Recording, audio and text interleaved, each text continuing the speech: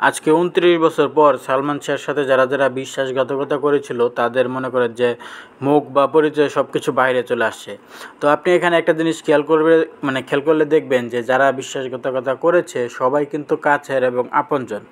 আপনি শুধু এই সাবজেক্টটা সাইডে রেখে অন্যান্য সাবজেক্ট যদি দেখেন, যারা বড় যাদের বিষয়টা আসলে হাইলাইট হয়, ছোটোখাটো মানুষের বিষয় তো আর হাইলাইট হয় না, যারা সেলিব্রিটি বা যাদের জনপ্রিয়তা রয়েছে তাদের বিষয়টা হাইলাইট হয়।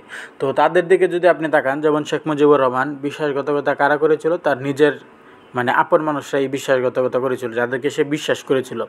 এরপর যদি আপনি ইন্ডিয়ার দিকে তাকান, ইন্দিরা গান্ধী, তাকেও যারা তার সাথেও যারা বিশ্বাসঘাতকতা করেছে তারাও কিন্তু তার কাছের লোক ছিল। এরপর যদি দেখেন আপনি ইতিহাস থেকে নবাব সিরাজউদ্দৌলা, তার সাথেও যারা বিশ্বাসঘাতকতা করেছে তারাও কিন্তু কাছের এবং আপন মানুষ ছিল। তাই জীবনে চলার পথে কাউকেই এতটা কাছের এবং আপন মানুষ করবেন না যারা আপনার জীবন নিয়ে ছিনিমিনি করতে পারে, ঠিক আছে, জীবন নিয়ে খেলা করতে পারে। এতটা আপন কাউকে বানাবেন না, কারণ কখন কে কিসের আশায় কিসের নেশায়, ঠিক আছে, পোল্টি মারবে আর আপনার ক্ষতি করবে সেটা আপনি নিজেও বলতে পারবেন না।